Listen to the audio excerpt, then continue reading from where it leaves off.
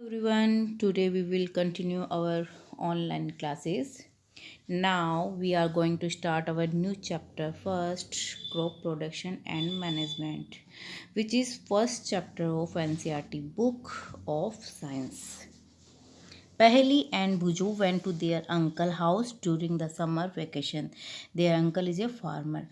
One day they saw some tools like khurpi, sickle, shovel, plows, etc. in the field.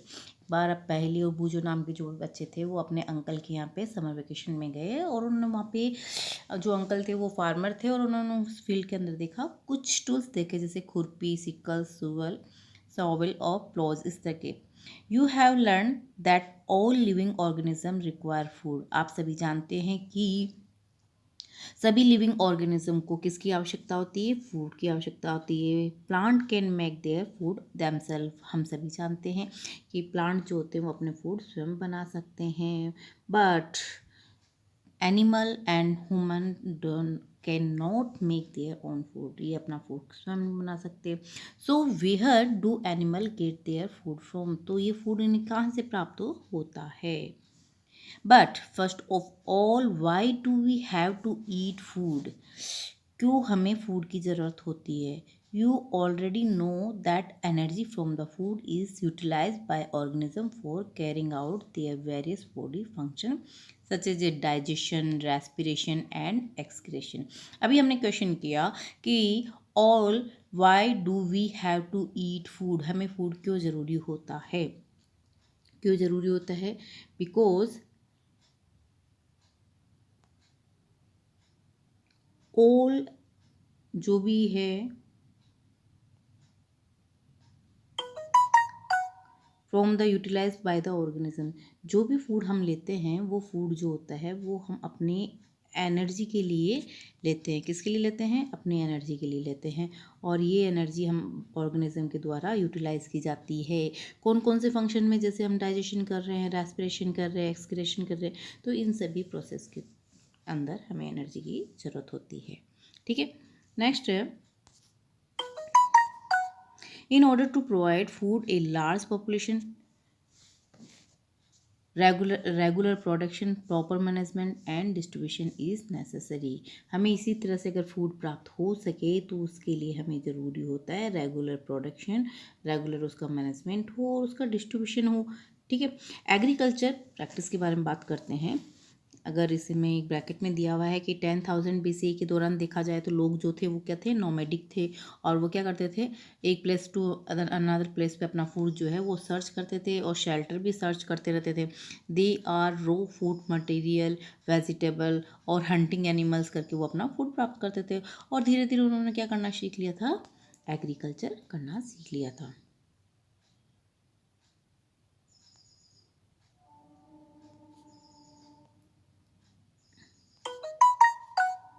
When plant of the same kind are cultivated at the one place of large scale is called crop।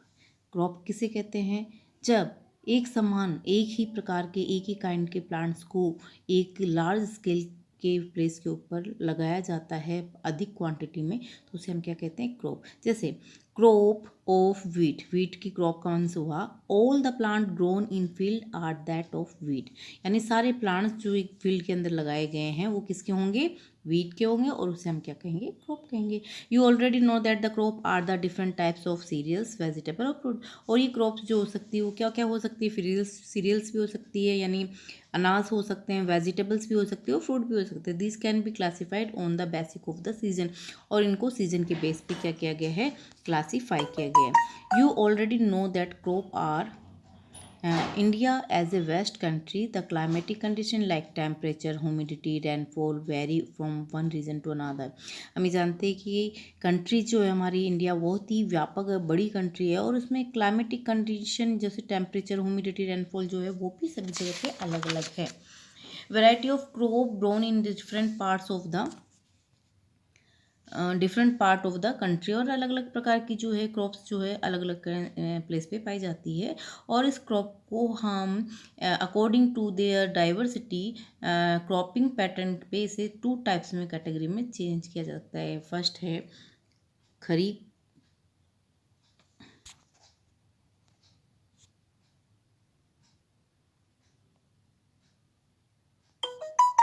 सबसे first crop है kharif. The crop which are sown in the rainy season are called kharif crop. जो crop जो है rainy season में लगाई जाती है, rainy season in India generally from June to September, यानी जून से लेके सितंबर के बीच ये वाली जो खरीफ क्रॉप्स होती है वो लगाई जाती है। एग्जाम्पल के लिए देखा जाए तो पेडी, मेज, सोयाबीन, ग्राउंडनट एंड कॉटन जो है ये सभी फसल। इसी तरह से सेकंड है हमारी rabi crop. This is crop in grown in winter season, जो यानी विंटर सीजन का मीन्स अक्टूबर टू मार्च में। और एग्जाम्पल के अंदर देखें तो वीट, ग्राम, पी, मस्टर्ड और लाइनसीड इसके अंदर आ जाती है। Beside these pulses are vegetable grown. इसी तरह से देखा जाए तो कई तरह की वेजिटेबल पल्सेस जो है वो समर के अंदर कई कई अलग अलग प्लेसेस में लगाई जाती है। Cultivation of crop involves several activities undertaken by farmer over a period of time. You may find that these activities are similar to those carried out by gardener. Even you when you grown ornamental plant in house. हम सभी जानते हैं कि एक farmer जो है cultivation of crop करने के लिए, क्रॉप्स को लगाने के लिए उसको लिए कई एक्टिविटीज़ जो होती है वो करनी पड़ती है। शायद इस तरह से कह सकते हो कि गार्डनर जो होता है गार्डन में बागवानी करते समय भी इसी प्रोसेस को यूज़ करता है। और चाहे वो अगर हम ऑर्नामेंटल जो प्लांट, फूलों वाले प्लांट्स जो होते हैं वो घरों में लगाते हैं, तब भी हमें इन चीज़ों को ध्यान रखना होता है। तो इसके लिए एग्रीकल्चर पैरासिटीज जो है वो है सबसे पहले कि किस तरह से प्लांट को लगाया जाए, किस तरह से हमको क्रॉप करनी है, तो क्या क्या प्रिपरेशन करनी है वो ध्यान में रखनी है। सबसे फर्स्ट प्रिपरेशन जो होगी वो है हमारी प्रिपरेशन ऑफ सॉइल। फर्स्ट है प्रिपरेशन ऑफ सॉइल। सेकंड है जब हमारी सॉइल रेडी हो चुकी है तो उसमें किस तरह से शीट का शोइंग की जाएगा। शीट को शोइंग करते ही इसके अंदर ऐड करना होगा मैन्योर और फर्टिलाइजेशन, और एडिंग करते हुए मैन्योर फर्टिलाइजेशन के बाद इरिगेशन करना होगा, वाटर देना होगा, फिर उसे वीड से प्रोटेक्ट करते हुए हार्वेस्ट करके स्टोरेज करना होगा। ये सारी प्रोसेस जो है वो ऑर्डर में सेट होती है और ऑर्डर के अकॉर्डिंग करनी पड़ती है। अब बात करते हैं हम प्रिपरेशन ऑफ सॉइल, किस तरह से प्रिपेयर किया जा सकता है सॉइल को। The preparation of soil is first step before growing A crop. सबसे पहली स्टेप जो होती है क्रॉप्स को लगाने की वो होती है preparation of soil. One of the most important task in agriculture is to turn the soil and loosen it. सबसे मोस्ट इंपॉर्टेंट टास्क जो होता है वो एग्रीकल्चर का वही होता है कि सॉइल को लूज किया जाए। This allow the roots of penetrate deep into the soil. और इस क्यों लूज किया जाए, ताकि जो भी प्लांट आप लगा रहे हो उसकी रूट जो है वो सीधी सॉइल के अंदर जा सके। The loose soil allow the root of the breathe easily even when they go deep into the soil. और जो और पेंट्रेट रूट जो होती है वो सीधी जब अंदर जाती है तो अंदर जाने पर जितनी वो गहराई में जाने के बावजूद भी वो क्या कर सके, ब्रीथ कर सके, यानी सांस ले सके। Why does the loosening of the soil allow to root और ब्रीथ इजीली। क्यों जो सॉइल जो होती है इजी लूजन की जाती है ताकि वो रूट को ब्रीथ इजीली कर सके। क्यों करना चाहिए? The loosen soil help in the growth of every earthworm microbe present in the soil. Loose इसलिए किया जाता है क्योंकि सॉइल के अंदर जो भी अर्थवर्म माइक्रोब प्रेजेंट होते हैं वो क्या कर सके, ग्रोथ कर सके। These organism are friend of the farmer since they further turn and loosen the soil and add humus in it. क्योंकि ये ऑर्गेनिज्म जो होते हैं वो फार्मर के क्या होते हैं, फ्रेंड्स होते हैं। हाउ? क्योंकि ये जो होते हैं वो क्या करते हैं, जो ऑर्गेनिज्म वो turn and loose the soil add humus it. वो सॉइल को टर्न कर देते हैं, लूज कर देते हैं और साथ ही उसके अंदर ह्यूमस को भी मिक्स कर देते हैं। But why the soil need to be turn and loosen. पर सॉइल को क्यों ज़रूरत होती है लूज करने की और उसे टर्न करने की क्या ज़रूरत होती है? You have learned in the previous classes that soil contain mineral, water, air,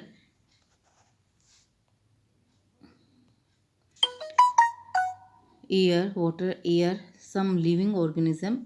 अगर देखा जाए तो हम जानते हैं कि जो सॉइल होती है, सॉइल के अंदर मिनरल्स होते हैं, वाटर, एयर और लिविंग ऑर्गेनिज्म जो होते हैं इसमें प्रेजेंट होते हैं।